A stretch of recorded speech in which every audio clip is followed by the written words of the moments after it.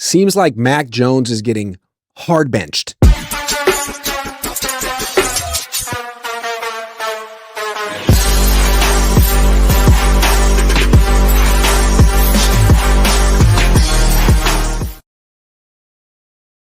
Good afternoon. Welcome to Cohn and Kruger. I'm Grant Cohn. That's Larry Kruger.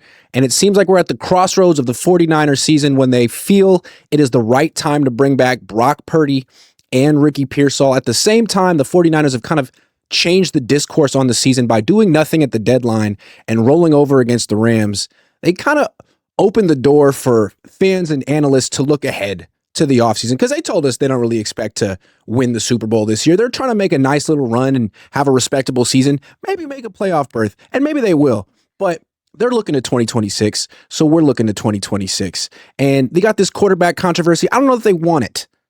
They might want to trade one of these quarterbacks. They're committed to Brock Purdy for now. Do you think other teams around the league are looking at the Niners, looking at Mac Jones, and thinking, I want to trade for that quarterback this offseason?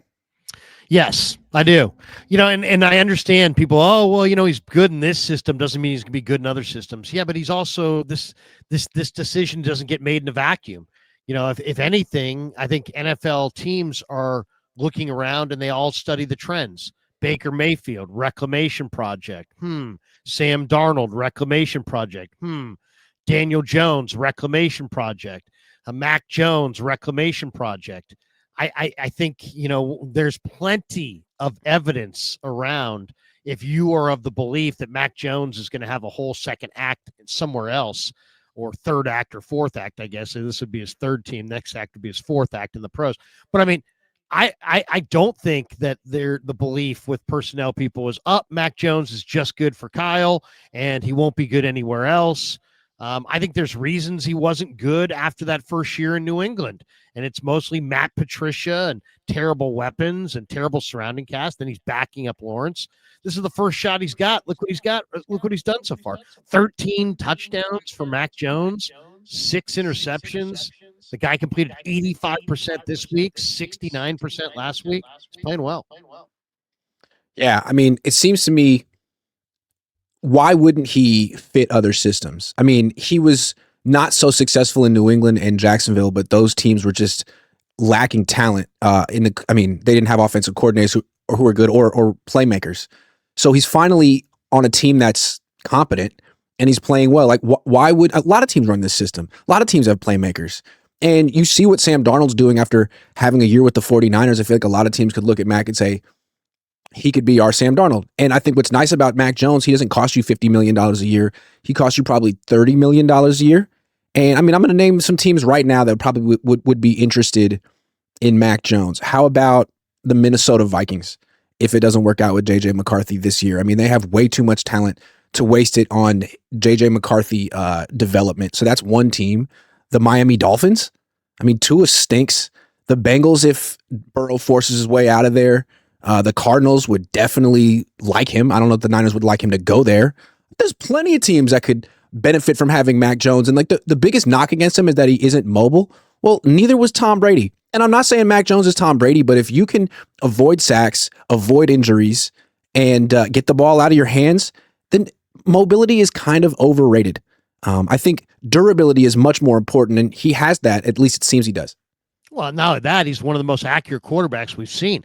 This guy puts it on your hands.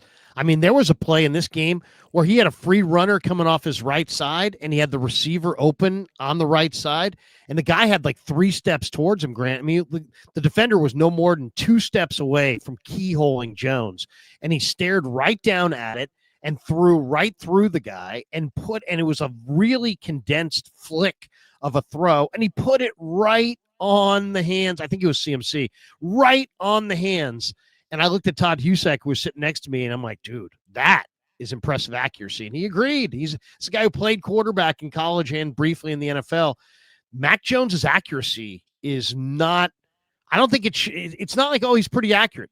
This guy's completion percentage his final year at Alabama is the FBS record-holding completion percentage to this moment. The guy completed 77% inside the SEC. I mean, that was an amazing year for Jones, and he's played really well. So I think there'll be a market for him. I think it's interesting that people compare him to Jimmy Garoppolo. That is such an inaccurate comparison, in my opinion. I mean, Jimmy Garoppolo was fragile. Mac Jones isn't. Jimmy Garoppolo didn't have a high football IQ and wasn't a particularly quick processor. Mac Jones is and does have a high football IQ. Mac Jones is a good downfield thrower. I mean, he hasn't had anyone to throw the ball down the field since Pearsall went down, but we've seen his arm. Jimmy couldn't do that stuff.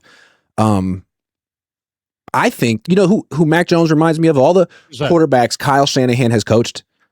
He's the closest thing to Matt Ryan. Matt Ryan wasn't mobile, but Matt Ryan had an MVP season under Kyle Shanahan. Two years under Shanahan, never missed a game, lost a Super Bowl. But some people say Purdy's the best operator of this system they've ever seen. Kittle said that. No. It's Matt Ryan. And Mac Jones is playing like that. It would be really nice to see Mac Jones with all the playmakers, but I bet you we never will for lots of reasons. How about Kittle in the post game? He's like, is Mac Jones surprising you? He was like, yes. He like answered the question like 4 times. Yep. So you know what? I mean, Mac Jones, I didn't think much of him in the draft. I got to be honest. I was the guy going, go with Lance, go with Fields. Me too. They're more dynamic. I don't want this SEC, frat boy with his pot belly and his DUI and his screw him. I don't want that. I want Lance. I want, obviously I was wrong. I was wrong because what those guys didn't have is those guys just don't see it. And Jones sees it. He processes what he sees. He's football smart. He's accurate. He plays on time. So we're now the one pocket passer. This is a guy who doesn't have mobility. Mobility is pretty rare. Brock Purdy type mobility is really rare. Now we're going to mark Mac Jones down because he's not mobile. I mean, if he was mobile, he'd be Josh Allen right now. I mean, right now he's playing at a very, very high level. And the other thing, Grant, is everybody always says, man, it takes a while to adapt to Kyle's system. It took Matt Ryan. His first year, he was okay. Second year, he won the MVP. Mac Jones is in year 1 in this offense behind a bad line without almost all of his key weapons. And he's in a defense that can't stop anything. And he's making it happen. I mean, I would say that normally I'd say Christian McCaffrey's the MVP of the team, but where would this team be without Mac Jones? If you just throw in Adrian Martinez, they're not nowhere close to where they are right now. So Mac Jones might be the team MVP. Do you think they'll trade him this offseason to get out of this quarterback controversy? No, because I don't expect them to trade him this offseason. They have him under contract for $7 million. Mac Jones at $7 million is more valuable than I think what he fetches in a trade. I was talking to Mayoko this morning. He doesn't think that there's going to be a market for him. I kind of disagree with Matt. I think there is going to be a market for him, but I think there is a tops out probably at a late first or an early second. And I'm not sure that I'd rather have Mac Jones, especially with Brock Purdy being fragile and the whole season relying or resting and riding on your quarterback's health. Yeah, I think if I was Kyle Shanahan, I'd rather have Mac Jones next year at $7 million than an extra second-round pick. I think it's interesting. Like we've consistently seen with Kyle Shanahan and his quarterbacks, his second year with the quarterback is when magic happens. Yeah. Matt Ryan, year 2, MVP Super Bowl loss. Brock Purdy, year 2, MVP finalist, Super Bowl lost. But Jimmy Garoppolo, year 2 with an asterisk because he missed a year with the ACL, but came back. Essentially year 2, redshirt year 2, Super Bowl loss, not an MVP candidate. But it seems like we never saw year 3 with Matt Ryan. But for Purdy and Jimmy, there is definitely like an upward trajectory, a very high at year 2, and then a steady decline. Don't know if that's going to continue for Purdy. That's what happened to Jimmy. I'd like to see year 2 of Mac Jones in this offense. I'm just saying. I would too. I mean, this is a franchise that used a number 2 pick on Dante Pettis. This is a franchise that used a second-round pick on Drake Jackson. Don't tell me you're going to get a second-round pick. I don't even believe in the guys who are making the picks. So I'm sorry if I'm not excited about that. Look what Sam Darnold's doing right now. He may be playing the Super Bowl later this year at Levi's in a Seattle uniform. And Jones has found himself in this offense. And I think, there's no question that the Mac Jones that I'm looking at right now reminds me of the Mac Jones that I saw at Bama. And I'm glad you brought up Darnold, because really, and maybe in retrospect, the right move for the Niners would have been to pivot from Purdy to Darnold. I mean, Darnold's playing like an MVP this year, and he's cheaper, and he's healthy, and he's durable. And now he's up in Seattle. So now the Niners have another chance to make a very difficult decision. And this is my second question to you. Are the 49ers too invested in Purdy to pivot to Jones? They gave Purdy this huge contract. Clearly, no one thought Jones would be this good. Not Kittle, not Kyle. I'm sure Kyle liked him, but I don't think Kyle thought he could be the second coming of Matt Ryan. Now he's coming off his best game yet, and it looks like they're going to transition back to Brock. Is it impossible for the Niners to really pivot to Jones after giving Brock all this money? It's very difficult. It's going to be very difficult. Like I looked into that this week. Like, what exactly would it be? I mean, I don't specialize in cap, so I had to really dig deep on this one. What I discovered was the Niners can get out of the Purdy contract after the 26 season, and if they do want to get out of that contract, they will take a hit of $36 million on the cap. So it's not impossible. Jones is going to be cheaper. You also could trade Purdy for draft assets. I don't know what you would get in his current, because his contract is, some people are going to like it. Some people are not. Some people will take him off their board because of that contract. Other people that believe in him, if there's conviction, they will be okay with that contract. But I think Brock Purdy, I don't think they're too far down the road where they couldn't get out of it if they really wanted to, but I just don't believe they have the conviction. I mean, that's what they've lacked. They lacked conviction at the top of the draft. They lacked conviction. This organization lacked conviction when they went with Alex Smith over Aaron Rodgers. They often lack conviction at the quarterback spot. I agree. At the same time, they've made some serious pivots. Like, they brought in Jimmy Garoppolo, made him the highest paid player in the league for like a week. And then by mid-2020, they realized he was grossly overpaid. So then they traded 3 first-round picks for Trey Lance, which was largely to get Jimmy Garoppolo to take a huge pay cut and move him out of here. They wanted to pivot, and it was Trey Lance. They were so invested in Trey Lance that you had to play him. You had to see they didn't care. They gave him 3 games, 4 games, and then they pivoted to Brock Purdy. And now they've given Brock Purdy a contract. Man, the Eagles gave Carson Wentz a contract. We've seen teams pull the plug on these contracts before. And if you have a guy like Mac Jones who can do the job and stay healthy for cheaper, I think, dead cap is one thing. I don't think the Niners really care. They're like setting records with dead cap right now. You could save the Yorks a lot of cash by trading Brock Purdy and keeping Mac Jones. And that might be something that interests them at some point down the line. The big question I would have is who would fetch more? Because I think Purdy's the better player, and he's got the better resume, right? He's won a championship, NFC championship, has gone to a Super Bowl. So Purdy, I think, is done more, but Jones is under contract for $7 million.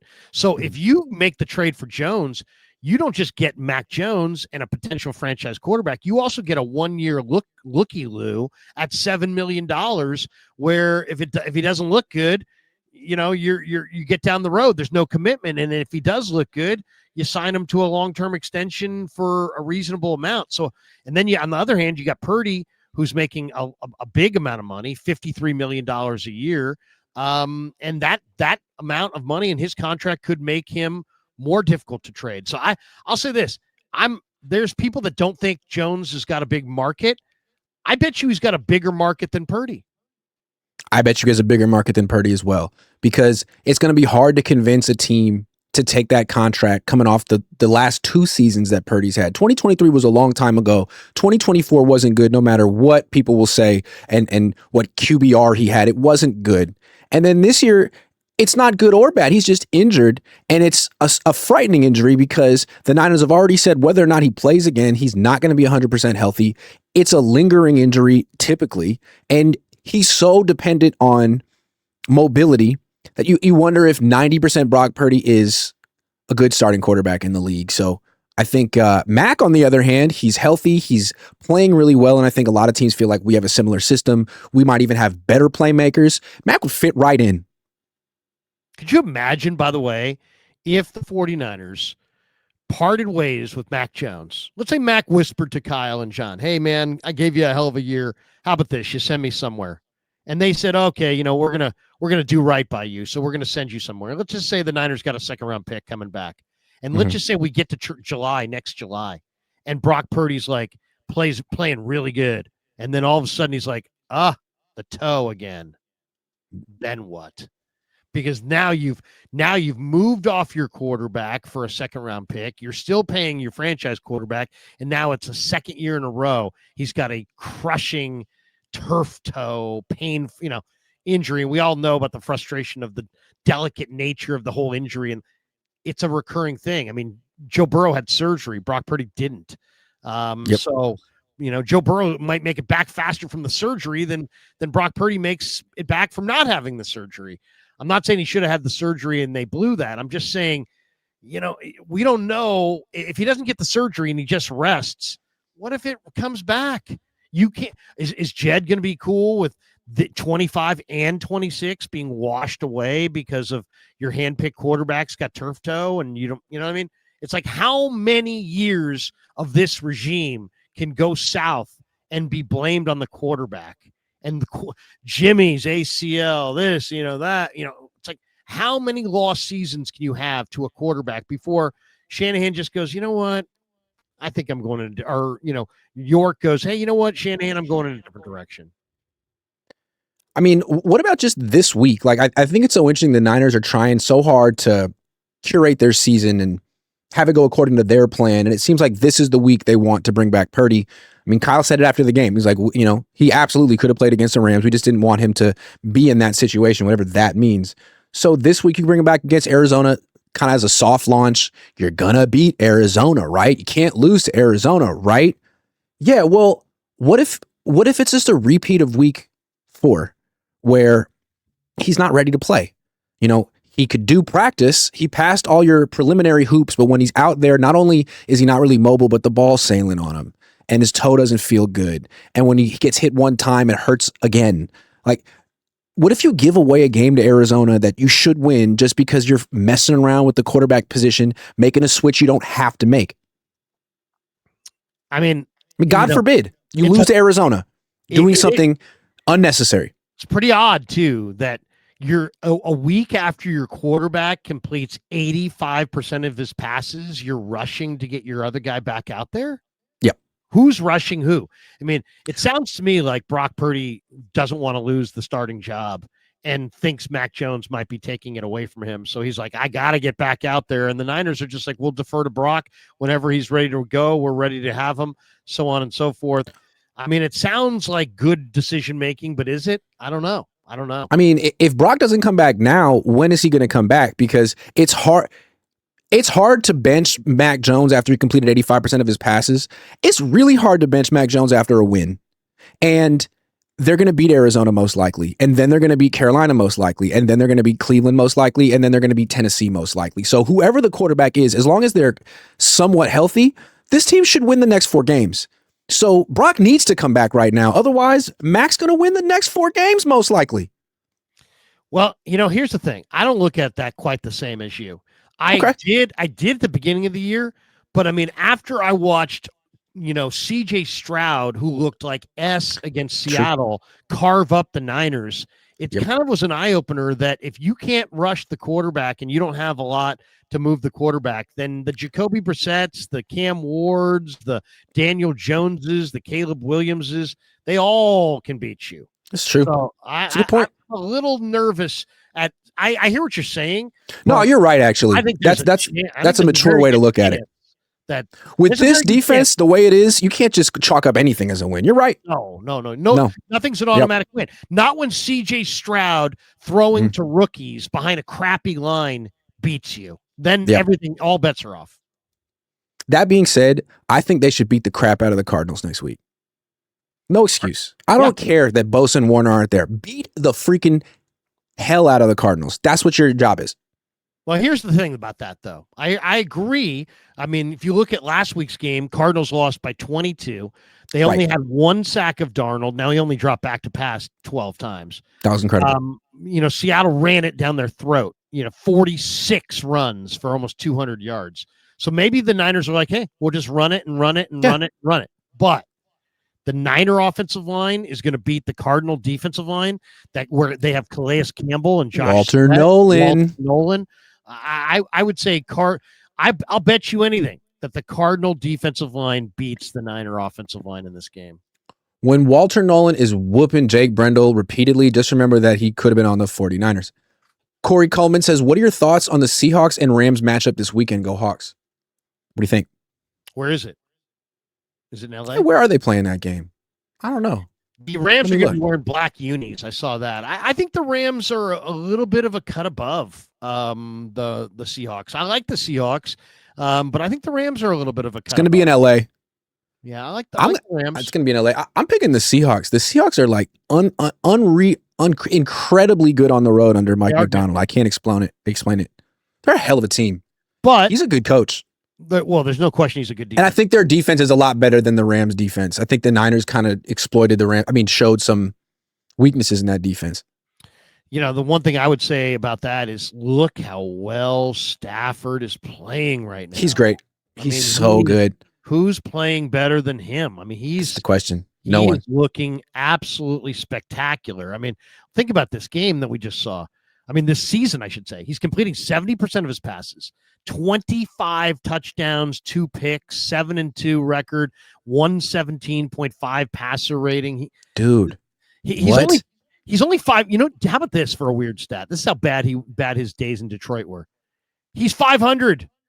Matthew Stafford is 115 wins, 115 losses, and 1 tie. He's a 500 quarterback, but right now, I think he's the best going on. I think my hot take that I can't wait to drop once these guys retire is that Matthew Stafford was a better quarterback all time than Aaron Rodgers. That's my hot take.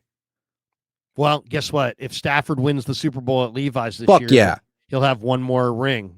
And I do think he's a better competitor. Something about Rodgers. All of his weirdness came out late in his life, and I feel like what he cares most about is his passer rating, whereas Matthew Stafford is the real deal. He can make every throw that Aaron Rodgers can make. He's bigger than Aaron Rodgers. I think he's better. Stafford, I think, is about the team. I think Rodgers is about Rodgers. Well put. Simple as that. Foot says Niners may be tied to Purdy for now, but you're mistaken if you don't believe this is just the beginning of a quarterback controversy. The Purdy extension will go down in Niners history as yet another big fat quarterback mistake.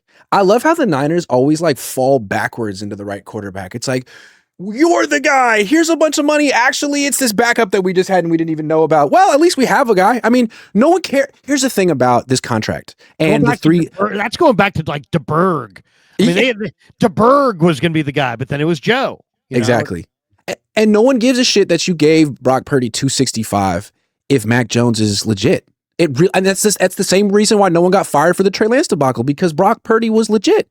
So if Mac Jones works out, sorry we wasted your money, Jed, but we got a quarterback. What are you mad about? What happened? There are people that will claim that there's no controversy and there's no controversy coming. And I would say to those people, if Brock Purdy plays in Arizona the way he played against Jacksonville, it's on. You'll have a full bore quarterback controversy before the sun sets on Sunday night. And no one really knows what to expect from Brock Purdy in that game. They might feel he's ready and he's been ready, but that's what they felt before Jacksonville. So maybe their gut on this one isn't so accurate. We'll see. Bill Kennedy says Lombardi doesn't answer hard questions. I asked, what if Purdy starts and plays poorly? How long of a leash does he have? Larry and Matt answered. It's a good question. I feel like if he's playing poorly, they can say, the toe hurts. I don't see how it helps them to throw Brock out there and have him look worse than Mac. How does that help him, the Niners at all? That can't happen. And I think that really does open up Kyle Shanahan and the organization to a lot of criticism. It's one thing for Mac to just be better, but it's another for Brock to go out there and look bad or injured or permanently damaged. Here's the other thing to look for in this game. Look for Brock Purdy to just play through it, but then not have mobility. So I'm fine. The pain, I can deal with the pain. I can manage the pain. Oh, but Brock, you can't get away from anybody anymore. Oh, but I feel And fine. your passes are floating and sailing. That's the Right. most concerning thing. Even if he makes That was bad. Yeah, no question. But if he makes the adjustment, Grant, and he's still pretty accurate, but he just can't. His escapability is his greatest trait. Yep. And If you take that away, Mac Jones is a clearly better quarterback. If you take can't that get away for from Brock, Walter Nolan and Josh Sweat in this game, it's bad. you got to go back. You got to go back to Jones. Bill Kennedy says, "Won't Mac ask for an extension and a big raise?" How? He's Brock's backup. That's another reason they got to bench Mac Jones right now. Like, they can't let him think that he's a starter because they already paid. They don't want to give him an extension. It's really they don't want to. It's an interesting whole thing because it's like, well, wait a second. If you put Mac out there and he plays really well to the end of the year, yeah, his trade value goes up, but then it also makes you wonder, do you want to keep him? And then if you put Purdy in there right now and he doesn't play well, then Mac comes in and plays really well. Okay, maybe you'll have a few more interested bidders, but then you got to ask yourself, what's Purdy going to be next year? And do you have Mac under contract for $7 million? That whoever decided to make that a 2-year deal and not a 1-year deal, that was a major win for the Niners. Major win. Yeah. Not doing that with Darnold was a loss in retrospect. Nicholas Ridiculous says Darnold was a miss. Mac and Purdy have matching QBRs from last season, and this season Mac has CMC and a defense. I think you're giving up on Purdy. I think people are glossing over the fact that he's been throwing to the worst version of Jawan Jennings we've ever seen, and Kittle's been out for a long time and just really came back last week. I mean, there hasn't been a downfield passing attack because there hasn't been Pearsall. And I think when Brock comes back, I don't think there's really going to be it's not going to be a coincidence that Pearsall's going to come back at the same time. That's my prediction. We're going to talk about that next. Three Much Sauce says, can Matt Hennessy still redeem himself? Oh, yeah. We're going to talk about, we have a whole section on Matt Hennessy coming up. Josh Wyatt says it's Groundhog Day. Kyle manufactures top 15 QBR. From a backup, the media overvalues said quarterback. Dumb GM sphincters up and pays bad QB, rinse and repeat. The lesson is stop paying the quarterback in Kyle's system. Who are you talking about, Jimmy? Yeah. Because it worked out with Darnold. Yeah, Jimmy hasn't necessarily gone to great heights. What's he doing? He's the caddy now. I guess he plays golf. He seemed like he lost interest in playing. He's so happy to do nothing. Oh, never seen anything like it. Jimmy Garoppolo probably looks at Chase Daniel and says that's the dream career. Make some cash, don't take any hits. Yeah, sort of like live in LA, be incognito, make a bunch of money, don't play. He seems to have a really fun personal life. I mean, it seems like he might know how to have a good time or just how to live right. Hey, salute to Jimmy. Kilo TW says they could just be trying to get Brock out there so he can shake off the rust. Risking it against the Cardinals is a problem, but I guess being 3-1 in the division has that impact. Well, he better be good. Are they bringing him back because in this spot because this is when he wants to come back? Are they bringing him back in this spot because this is their handpicked spot? Are they bringing him back because they think the Cardinals, they can run against the Cardinals and beat the Cardinals? I mean, they're bringing him back in a division game, and if he loses the division game, then what? Javid says Conan Krug, the Willis and Bowman of SF punditry. Thank you very much. Baby Radiant says Robert Saleh needs to give Nick Martin a shot. We also have a topic on that. But first, I want to ask, Larry, do you think Ricky Pearsall will play this week? It's been so weird. He's been running and shooting jumpers, but not even a limited participant in practice. So strange, so cautious. And now all of a sudden, Kyle's like, oh, yeah, he's practicing this week. We haven't seen it yet. Do you think the 49ers are do you think that's their schedule for him? They expect him to play? I think Ricky feels bad for not playing, but it's time to gut it out and go. I mean, it's, and it's easy for me to say that. I'm sitting behind a microphone. I don't take those hits. But, I mean, this was a PCL. I thought this was like, I don't even know the nature of this injury. He banged the knee on the turf. It looked like, if anything, it may have been a bad bone bruise. Instead, it's like a PCL strain off that. And it's taken him about, let's just say this, the window of time that it was going to take, it's taken him the maximum amount of time in that window. So it's not like he got back quick. He gave me kind of a weird look the other day, and I've been kind of, speaking the truth that I think that, he's kind of soft and that he doesn't really get out there and play and that he's not the tough guy that everybody said he was. Julian Edelman. He's not Julian Edelman. That's an insult to Julian Edelman. Julian Edelman's like one of the toughest receivers of all time. This guy's not that. This guy was, he didn't have the record at Florida either that makes you go, oh yeah, look at the production. The production, what really wasn't there. It's a lot of traits and hope, and I don't know. I mean, this is a guy who has to operate in the middle of the field, and you get beat up in the middle of the field. And can he take those hits? I don't know. I'm not sure I would question his toughness. Not saying that. I see what you're saying. He did get shot in the chest and walk it off, which makes him tough. But the word I would use is fragile. I mean, being able to play football in the NFL and not get hurt a lot is tough. And it's not just that he gets hit and gets hurt. Like, he bangs his knee on the grass and gets hurt. He pulls hamstrings. He has soft tissue injuries. Like, I think that's the issue. But really, I think the Niners have been, my prediction here, I think the Niners have been very cautious with him. I don't think they wanted to bring him back. I think they wanted to bring him back at the same time as Brock. Maybe I'm wrong. I think their explanation for not bringing him back was strange. I thought he's been running really, really fast on the sideline. I mean, I think he could run backwards right now faster than Jawan Jennings could run straight.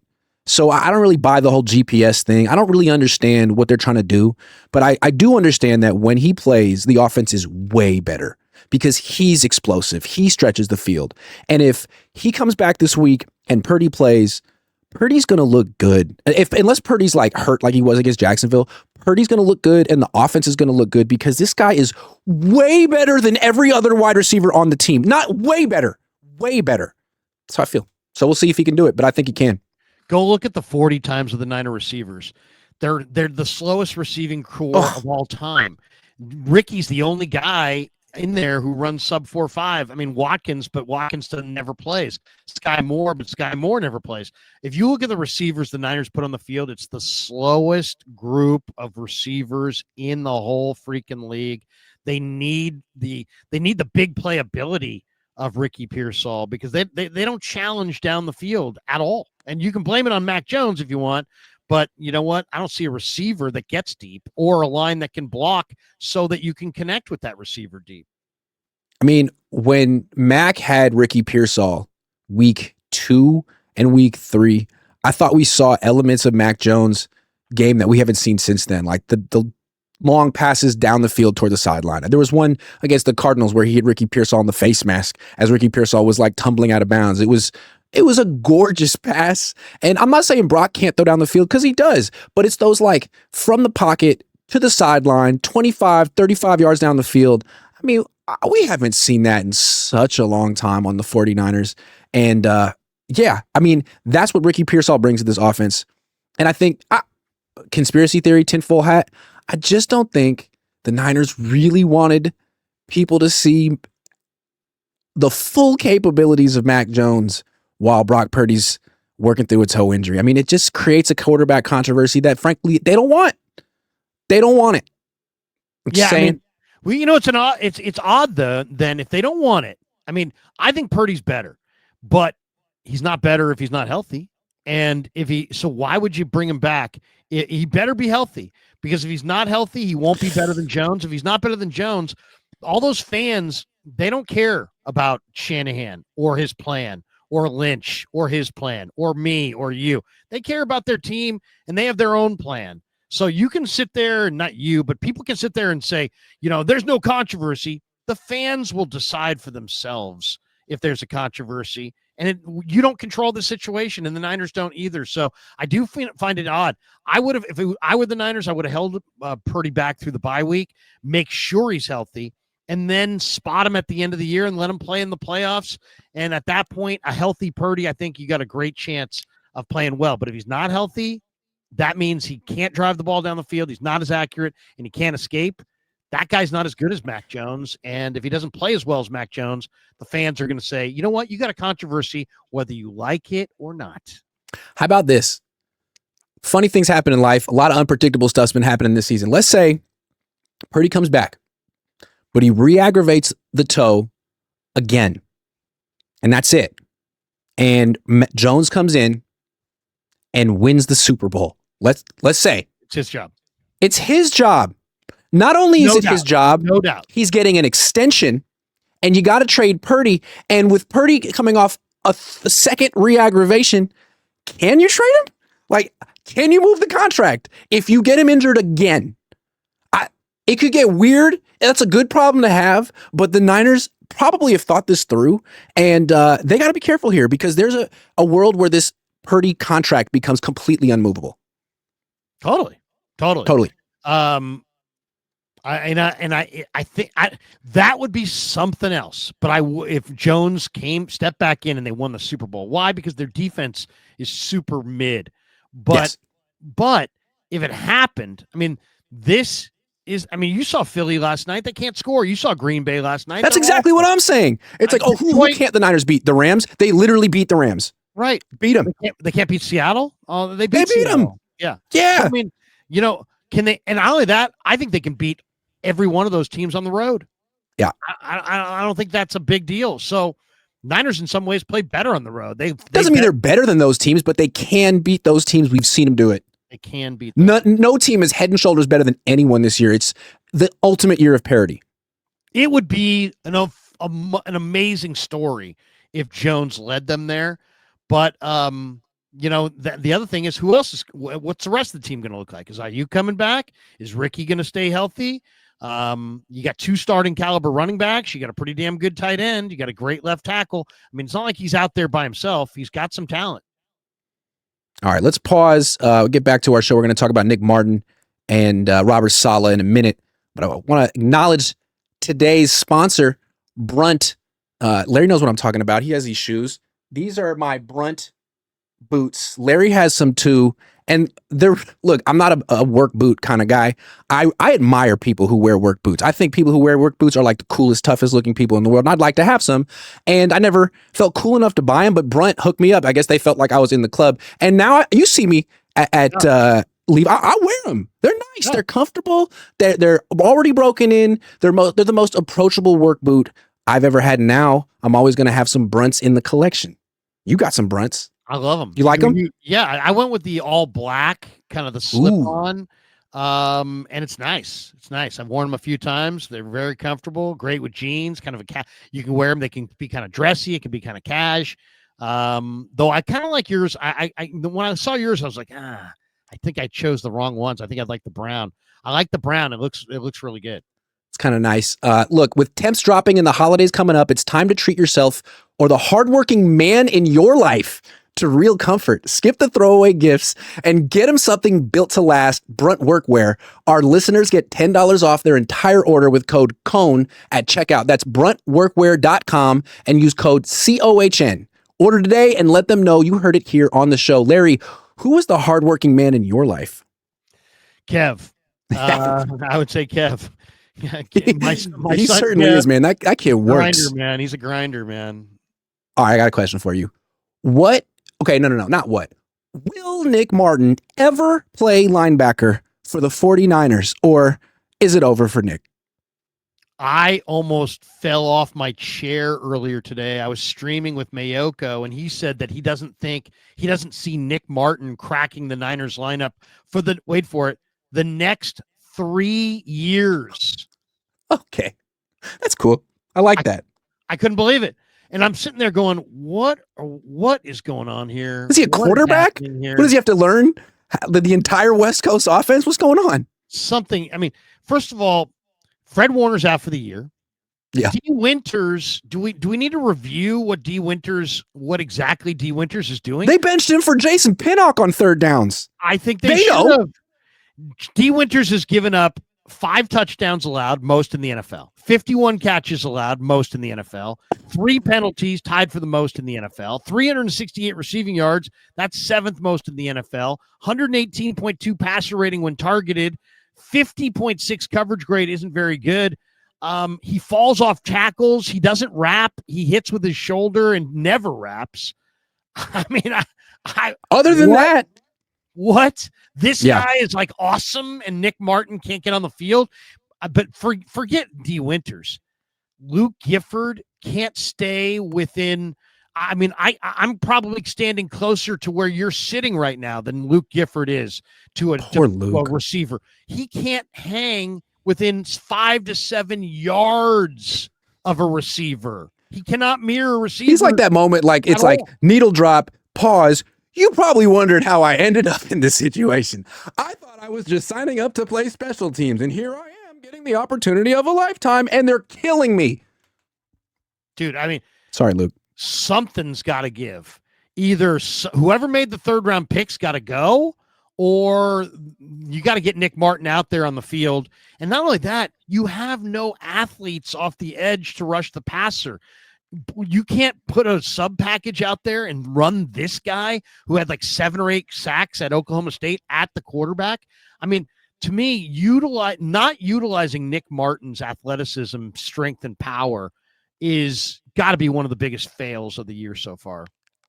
What I think so interesting about it is like they took 2 players in the third round. They had 2 third-round picks, Upton Stout and Nick Martin. They actually took Nick Martin before Upton Stout, but they treat those two way differently. They treat Upton Stout like he was a top 10 pick, and they treat Nick Martin like he's an undrafted free agent who just happened to make the team. I mean, Upton Stout can do no wrong. He can blow every coverage. He can run into Renardo Green. He can miss tackles, but he gets to play through all of those mistakes, and the Niners call it learning on the job. Nick Martin doesn't get to play football no matter who gets injured. I mean, maybe Nick Martin is worse than Upton Stout, but Upton Stout is not good, and Chase Lucas is better than him. And if you're going to buy just we're playing the best player, then Chase Lucas should be starting. If you're going by we're going to play our young guys and let them learn on the job, then Nick Martin should be starting. You can't treat Upton Stout and Nick Martin that differently, in my opinion. Well, and stop talking down to us. We saw the preseason, and don't tell me the preseason doesn't matter. I understand the preseason generally doesn't matter, but it's not like what you saw in the preseason is all a fallacy. I mean, we saw this guy run and hit and show dynamic capability. Then I did an interview with Johnny Holland when we got a chance to talk to the coaches. I said, Johnny, what do you think of Martin? He's like, the other day, Krugy made a play on the right side where he was lined up on the left side, and he chased it down across the field. And all I can say is it's going to take some time, but he's going to be a really good NFL linebacker. Well, if that's Johnny Holland saying that, so now what has changed since then? I'd love to know. I mean, it's one thing to say, we got Fred, we can't put him out there. It's another thing to say we've got Luke Gifford getting toasted by 20 yards, and we still can't get him out there. Really? I mean, I got a prediction. Somebody's got some explaining to do. I got a prediction. Eventually he's going to get on the field. Maybe not this year, next year. And he's going to be good. And we're going to ask him we're going to ask Kyle and Saleh, what took you so long? How did he develop? Why is he good now when you didn't think he was ready before? And they're going to say, you know what? We didn't want to say anything at the time, but his study habits in the meetings, he just didn't quite get him. It took him a year to really understand what it takes to be a pro. That's what they said about Jordan Mason. He was averaging 6 yards a carry as a freaking rookie, and they refused to play him over Elijah Mitchell, who's averaging 2 yards a carry. And when you asked why, they're like, just because that's the way it is. And then finally last year when Jordan Mason got a shot, when McCaffrey went down and Mason was balling, they were like, oh, funny thing, he was terrible in meetings, but now he gets it and now we trust him. I bet it's something kind of petty like that. It feels like not personal and vindictive, but it feels like they're making an example out of him. We're not putting him on the field until he does it our way. That's the kind of what it feels like. It's weird. I mean, Mayoko's I don't see a path for Nick Martin to be one of the 2 every down linebackers for the next 3 years. I see a path. It's called D. Winters is a starter. Luke Gifford is a starter. That's 2 paths that exist right now. Yeah, I mean, why did you draft this guy in the 3rd round? I mean, And is Tatum Bethune that good? Tatum Bethune is a thumper, but he's solid. He's not a runner. He can't. No. He doesn't run. He's not a mover. Is he a difference maker?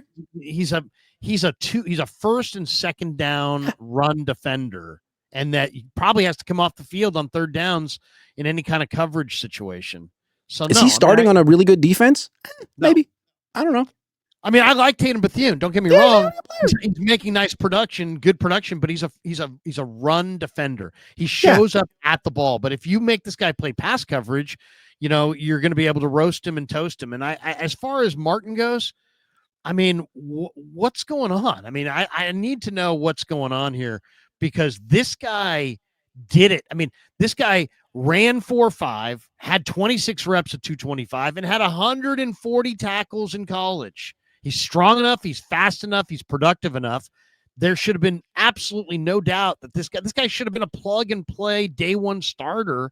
and instead he's not good enough to get out there. And we're being told he's not getting good enough to get out there on a team that it told us that Devondre Campbell was good enough to be out there most of last year.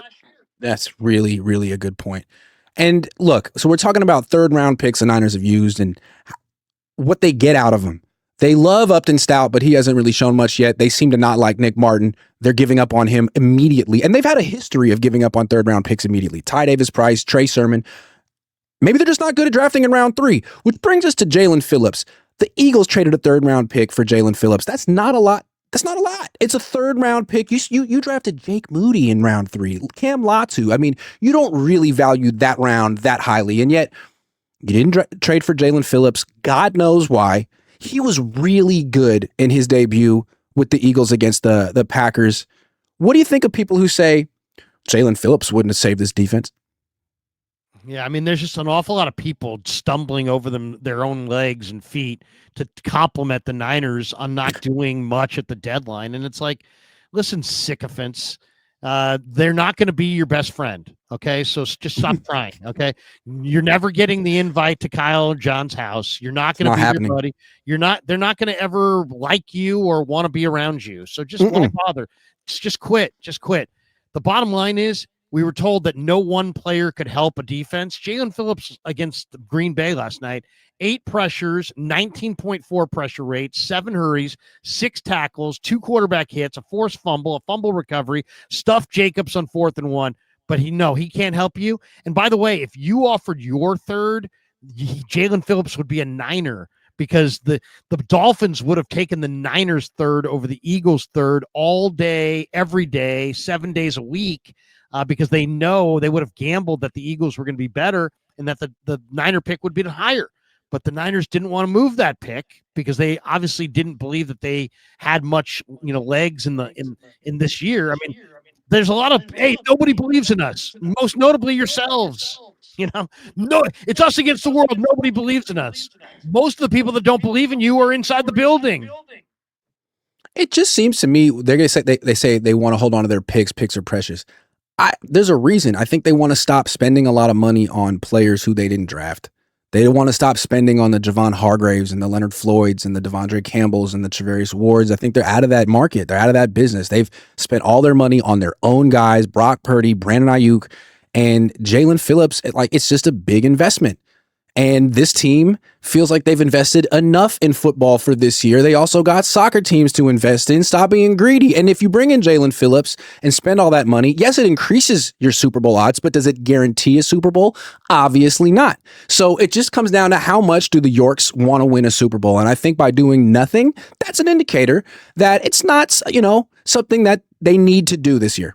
It's not a burning desire for them this year, if ever. Keep building. I mean, did you win the Super Bowl the year you got CMC? No. Did you win the Super Bowl the year you got Trent Williams? No. Or were those bad deals? No, they were great deals. If John Lynch was sitting there telling everybody, the great things he's done as the general manager, the first thing he would talk about are those 2 trades. And then neither of them resulted in a Super Bowl. So were they not worth making? I mean, it's And if Brock's as good as Kittle says he is, you heard Kittle after the game. He's like, we're going to score so many points. We're so good. Brock's so good. Man, if you really think that Brock is a legit franchise quarterback who can lead this team to like 30 to 40 points a game, then Jalen Phillips absolutely would have helped, because you wouldn't need a top 10 defense in the league. You could get by with like a top 16, top half, and a good pass rush, because you're going to be playing with the lead so much. If you really believe the offense was Super Bowl caliber, you make that trade. But they didn't.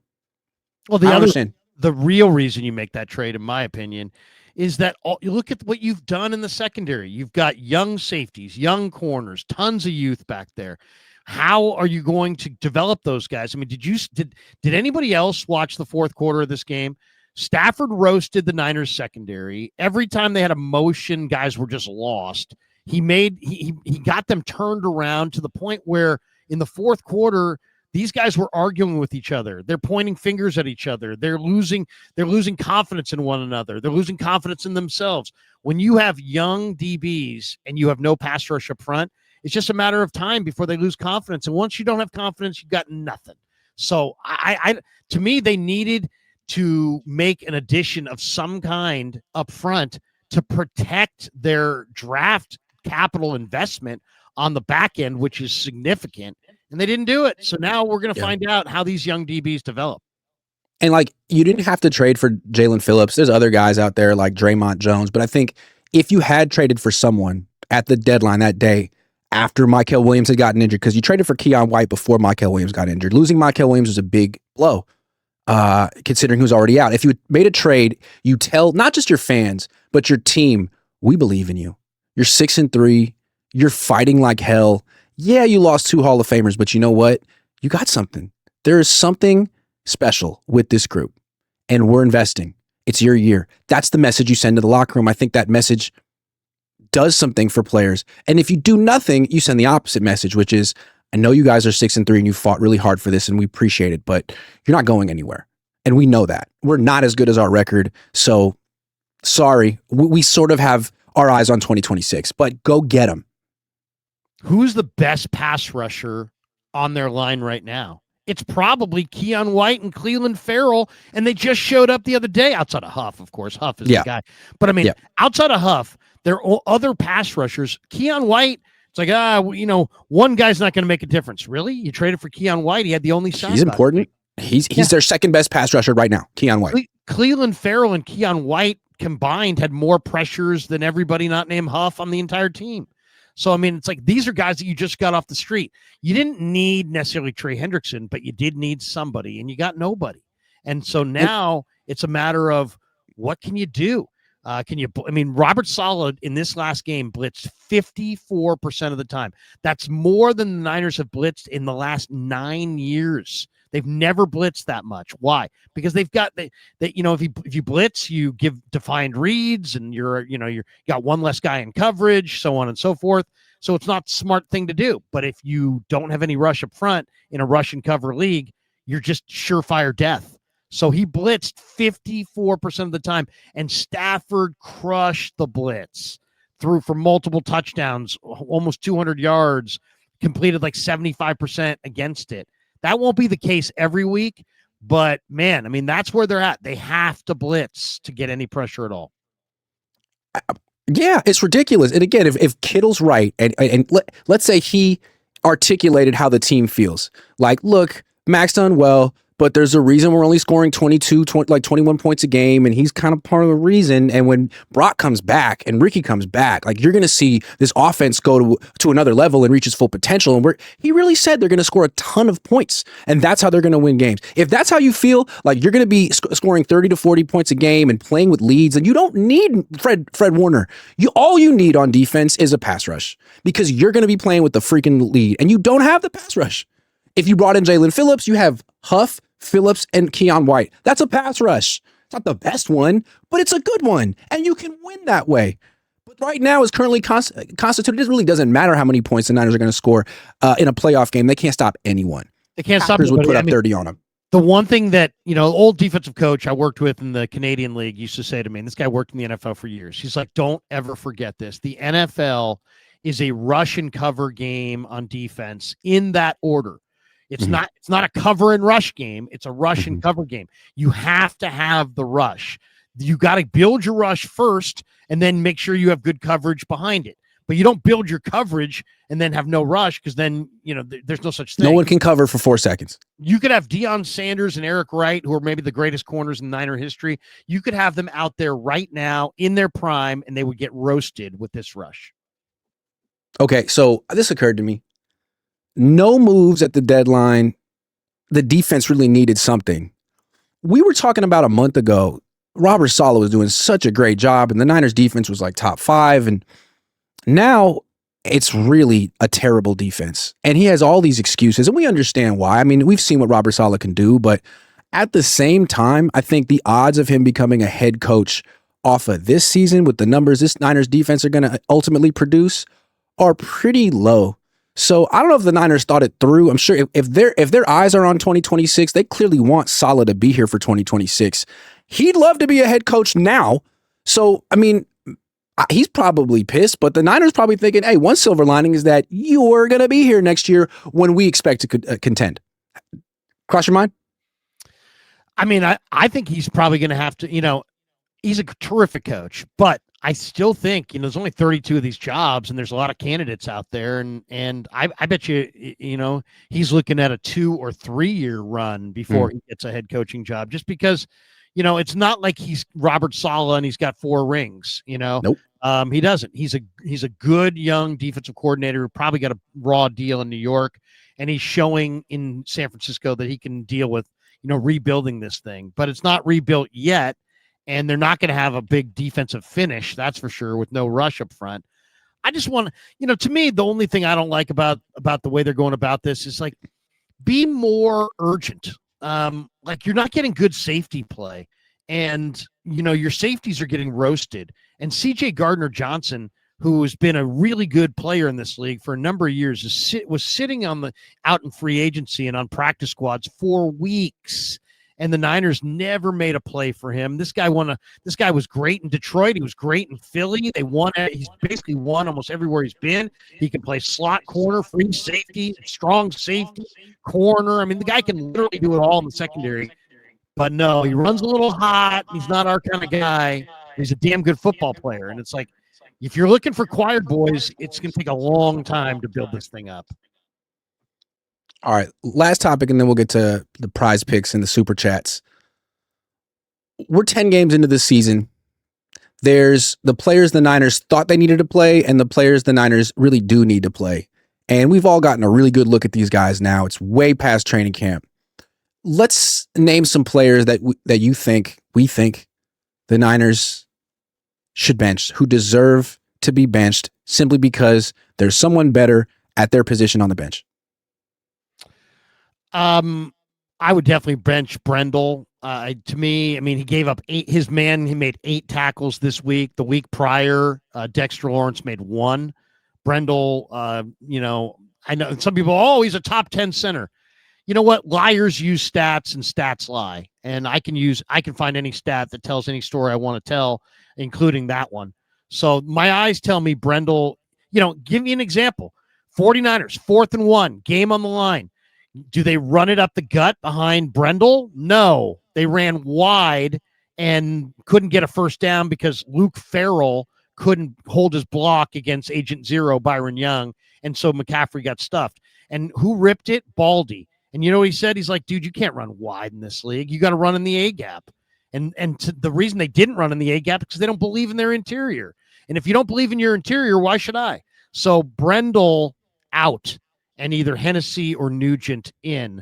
That would be the first decision I would make. That's a good one. I'm going to stay on the offense. I've been talking about this for a while. Last year, I was saying they should bench Juszczyk and go to Jennings and have like a 3 wide receiver offense. Now, I feel like, why don't you follow the trend of the league? It's a copycat league. Why not bench Juszczyk and Jennings? Jennings he's had moments, but I feel like it's been mostly bad moments. Why not start the 3 tight ends? Go Pearsall or whoever Bourne at 1 wide receiver, McCaffrey in the backfield, and then Kittle and Farrell and Todges. It seems like it's all the rage, and defenses aren't exactly sure how to match up with that stuff. I think that's an interesting thing. I mean, maybe not start with it, but that should be a package that they start to introduce to their offense. Well, the 3 tight end offense. I don't know if it has to be 3, but how about 2 tight end? I mean, 2 works. 12 personnel would work. I mean, especially in the red zone with Kittle and Tonjes. Both of them have really good hands. So that makes sense. I'll give you another one that I would like to see. Especially considering your top 2 wide receivers are the McCaffrey and Kittle anyway. Go ahead. I'd like to see Jordan Watkins put on the field. I really think this is the slowest group of wide receivers in the entire league. And I like Kendrick Bourne, but you got to have Kendrick Bourne or Juwan Jennings, not both. And if you have both, you're too damn slow. So I'd decide which of those guys you want to play.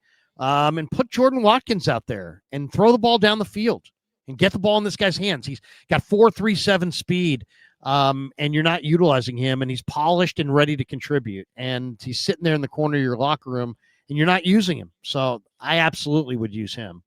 I'd also flex out McCaffrey a little bit from time to time and use Brian Robinson a lot more. He's really earned it. Brian Robinson averaged 7.2 a carry the last 2 weeks, and McCaffrey just went for 2.5 a carry. And there's no reason that it should be a 75 25 split between CMC and Robinson. It makes no I'm sense. glad you brought that up because I feel like the Niners have been kind of lying to themselves all year and saying it's not McCaffrey's fault. It's the blocking. It's the fact that Kittle's not out there. When Kittle comes back, all of a sudden he's going to take off. And all those excuses have fallen flat. And I think when you look at the efficiency with which Brian Robinson is running, the explosion, the fact that he's never actually had a season this good. He's never averaged 4.9 yards per. How could he average 4.9 yards per carry behind the same offensive line, the same system, the same team, where McCaffrey's averaging a career low 3.5 yards per carry? That's very telling. And I'm not saying McCaffrey's washed because he's a really good receiver, but Robinson probably should be getting more carries than McCaffrey this season if it's a meritocracy and you're trying to do what's best for the offense.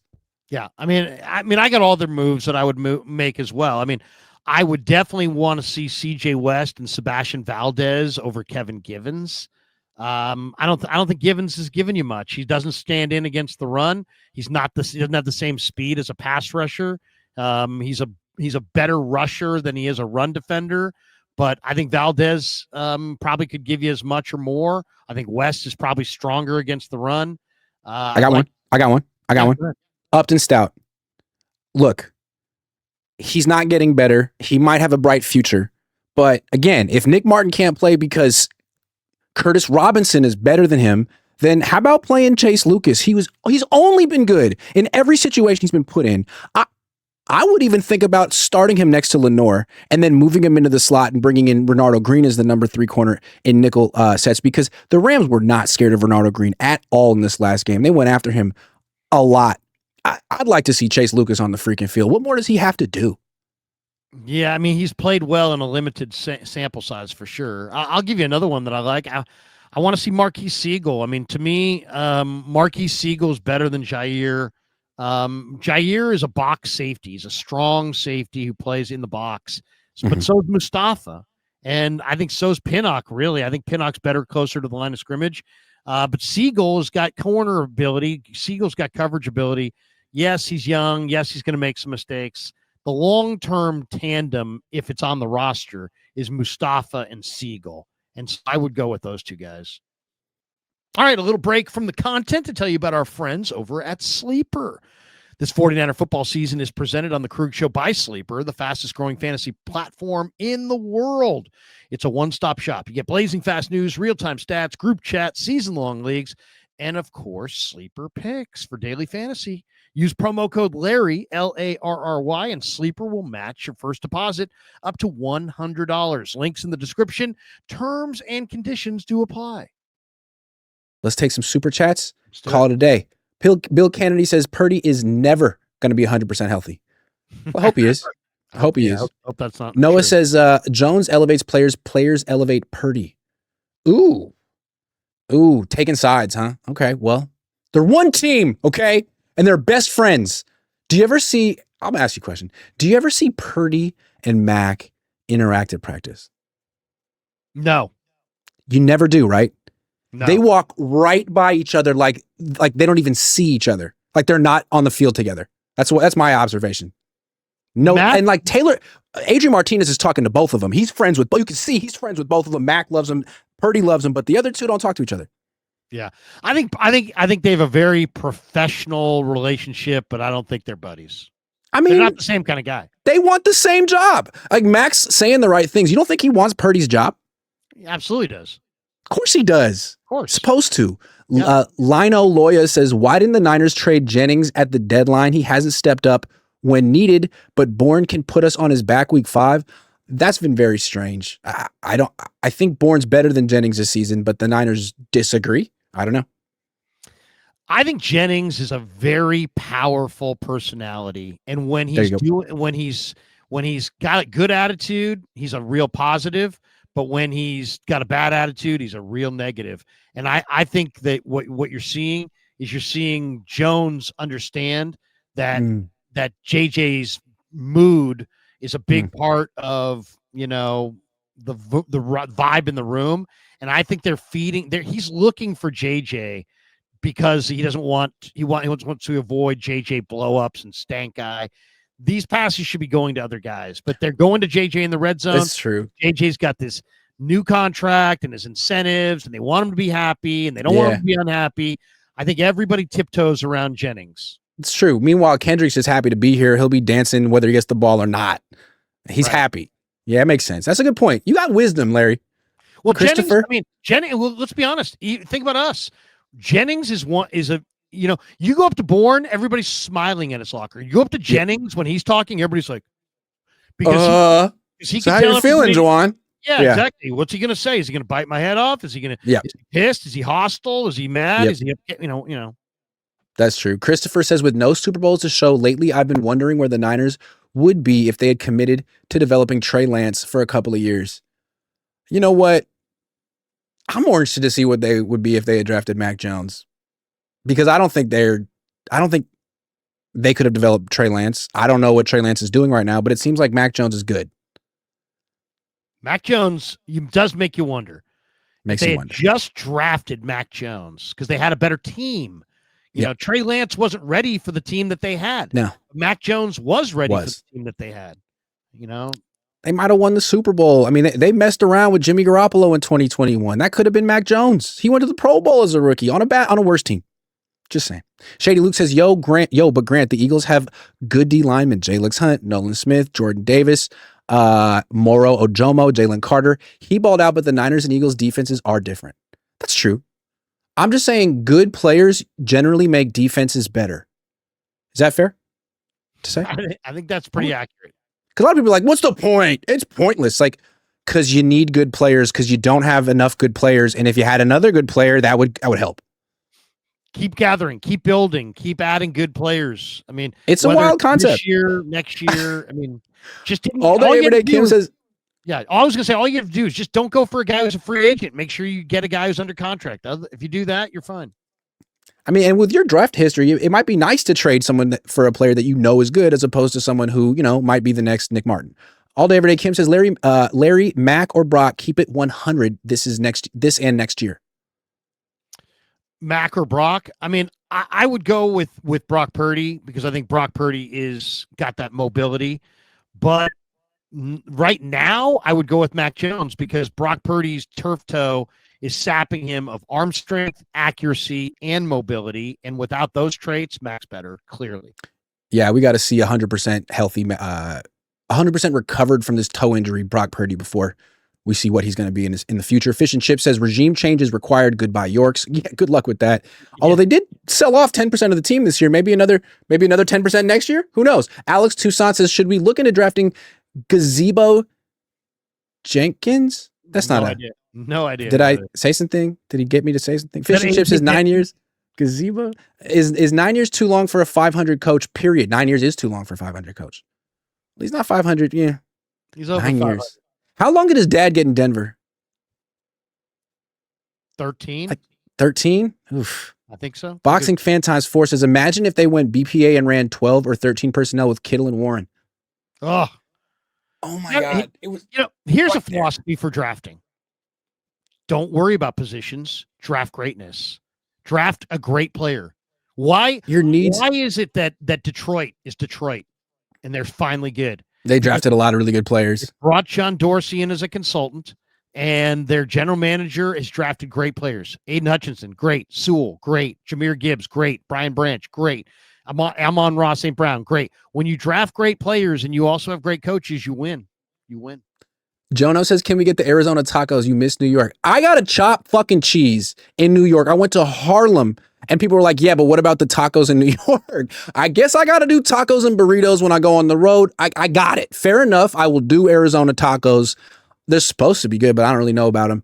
There were New York tacos, and but I just ate the chopped cheese. I wasn't hungry anymore. And how can I really say how much I like it if I'm not even hungry when I eat it? You know what I mean? You didn't go New York pizza. I've done it before, but I've never had the chopped cheese. I didn't even know what to expect. I've had a chopped cheese out here in Oakland, but it's like, it's not the same. Did you stay in Manhattan or did you stay in Jersey? I stayed in Jersey, man. It was so expensive because the marathon was in town.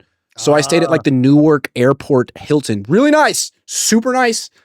And then like trekked into Manhattan a couple of times. It took like 45 minutes because everything takes a long time. A great time. Had a great time. Should have stayed longer. Love New York, man. Yeah. Now I got Arizona coming up. Joe, no, thank you. Larry, thank you. I will see you at Levi's tomorrow. Grind doesn't stop. Take care, everyone. No days off. Fish and chips.